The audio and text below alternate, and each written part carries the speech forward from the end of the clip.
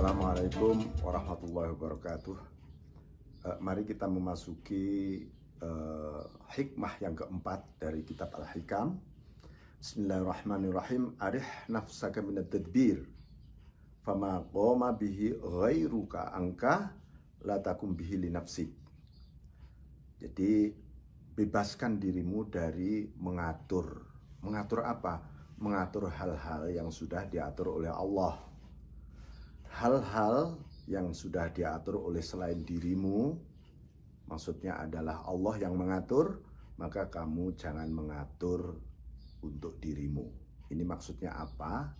Betapa banyak manusia lebih sering mengatur Allah, mengatur hal-hal yang sudah diatur, diurus oleh Allah. Apa yang sebenarnya diatur oleh Allah?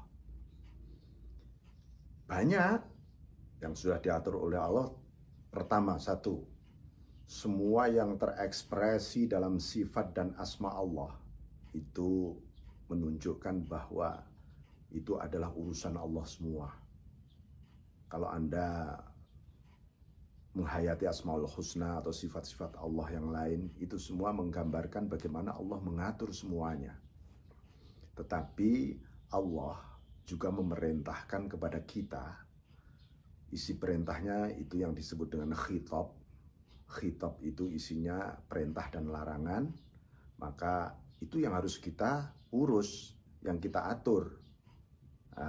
Maka ketika kita mengatur urusan-urusan Allah, itu berarti bentuk bahwa diri kita ini mulai intervensi terhadap hal-hal yang diatur oleh Allah. Ini membuat kita menjadi tidak yakin kepada Allah. Membuat kita, misalnya kita berdoa, ijabah itu urusan Allah. Urusan kita berdoa.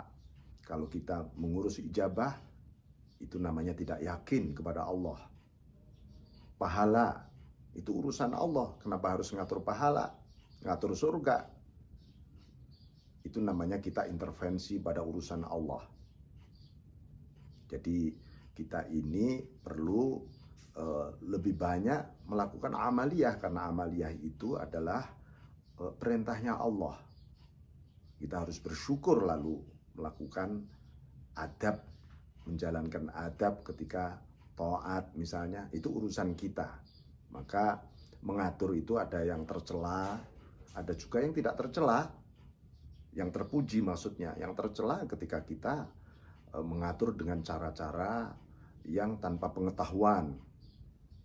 Kita mencoba mengamalkan agama misalnya tanpa kita tahu ilmu agama secara mendalam atau mendapatkan pendidikan keagamaan dengan cara-cara seperti saat ini misalnya.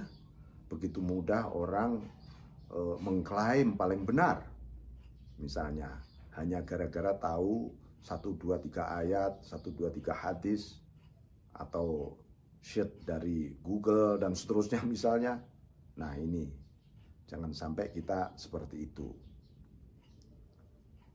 Baik, Rasulullah SAW itu bersabda, Innallaha ja'alar rawha warraha firridha wal yaqin. Allah menjadikan suasana santai, suasana merdeka itu ada di dalam ridho dan yakin. Ridho itu disebut oleh para sufi sebagai jannatud dunya. Surga dunia itu ada di mana ya?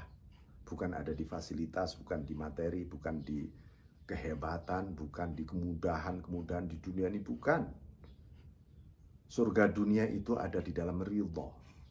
Karena apa? Begitu manusia besok masuk surga, itu pertama kali yang didengar adalah ayat Allah, radhiyallahu anhum wa radu anhu. Allah ridho kepada mereka, manusia ahlul jannah, dan seluruh ahlul jannah ridho kepada Allah. Itu menunjukkan bahwa kesiapan spiritual yang tersembunyi di dalam ridho atau kerelaan kita itu adalah wujud daripada aroma surgawi sebenarnya. Jadi kalau kepingin berburu surga hari ini, berburulah ridho Allah. Ridho Allah itu ada di mana?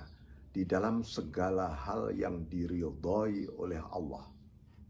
Di balik seluruh perintah dan menghindari larangan itu pasti diridhoi oleh Allah. Dan hati Anda menjalankannya dengan penuh ridho. Jangan sampai ganjel, jangan sampai ada sesuatu yang terpaksa. Itu namanya Anda tidak rela. Al-yakin adalah buah dari ridho. Yakin itu adalah nurun yaqdhifuhullahu ta'ala fi qalbil abd al-mu'min. Satu cahaya yang ditanamkan oleh Allah di dalam hati orang beriman. Maka awwalun nur, awal cahaya itu yakin. Yakin pada apa? Yakin pada siapa? Yakin pada Allah. Yakin pada apa? Yakin pada yang dijanjikan oleh Allah, dijamin oleh Allah, dilindungi oleh Allah. Dan Allah itu maha sempurna. Takdirnya juga sempurna. Ya. Termasuk mentakdirkan kita dalam kondisi sedang tidak enak, tidak nyaman. Itu juga sama sekali tidak membuat cacat dan berkurangnya sifat-sifat Allah yang sempurna. Yang kurang, yang cacat adalah cara kita memahaminya. Kita membuat tidak bisa faham pada Allah, itu membuat kita mulai curiga, mulai suudzon kepada Allah. Itu justru membuat kita tersiksa. Ya, ini penting untuk dicamkan ya mengenai hikmah ketiga ini, hikmah keempat ini. Karena apa? Karena betapa banyak manusia hari ini, kemarin, mungkin saja besok, dan semoga untuk esok kita tidak akan memasuki wilayah ini. Wilayah hal-hal yang sudah diurus oleh Allah, manusia jangan mengurus. Ikhtiar itu perintah Allah. Ketika manusia berikhtiar, janganlah mengurus bagaimana hasil ikhtiar-ikhtiar kita. Kita merencanakan dengan bagus, dengan segala hal-hal yang barangkali kita perhitungkan, itu memang urusan kita. Tetapi ketika sebelum ikhtiar, manusia sudah berserah diri kepada Allah, itu membuat ikhtiar kita jadi merdeka. Banyak orang ikhtiar itu tertekan, depresif, dan ketika mengambil keputusan menjadi sangat emosional. Itu gara-gara apa? Gara-gara sebelum berikhtiar, dia belum menyerahkan tekadnya kepada Allah Subhanahu wa Ta'ala. Ya. Ini untuk kita camkan supaya apa? Supaya kita merasakan billah bersama Allah, ya, Allah merasa disertai Allah kapan dan di mana saja, lalu muraqabah kita tidak terluka sehingga kita bisa terhantar untuk terus-menerus musyahadah kepada Allah Subhanahu wa Ta'ala. Ini memberikan makna betapa sekadar